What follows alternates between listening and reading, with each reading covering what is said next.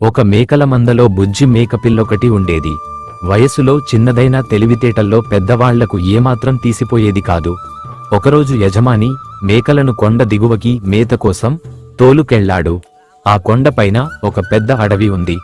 మేకపిల్ల అటూ ఇటూ గెంతుతూ మంద నుండి దూరంగా అడవివైపు వెళ్లిపోయింది. తన తప్పు తెలుసుకుని వెనుకకు తిరిగి రాబోతుంటే పులి ఎదురుపడింది. పులిని చూడగానే మేకపిల్ల మొదట గజగజ వణికిపోయింది.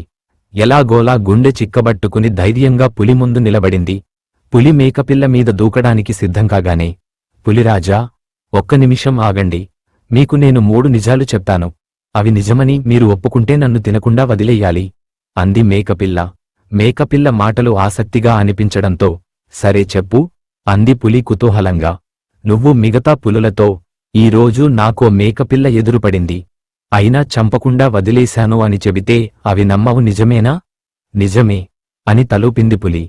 అలాగే నేను మా మేకలతో నన్ను ఒక పులి తినకుండా వదిలేసింది అని చెబితే అవి కూడా నమ్మవు, నిజమేనా అంది మేకపిల్ల. పులి అవునని తలూపింది. ఇక 3వ నిజం. చాలాసేపటి నుండి నేను నీ ముందు నిలబడి ఉన్నాను.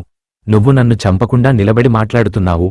నువ్వు ఇంతకు ముందే తిన్నావు కాబట్టి నీకు ఆకలి లేదు, నిజమే కదూ అంది మేకపిల్ల. అంత చిన్నపిల్ల తన ముందు నిలబడి అంత ధైర్యంగా మాట్లాడటం చూసి పులికి ముచ్చటేసింది. నిజమే, నువ్వు చాలా తెలివైన దానివి.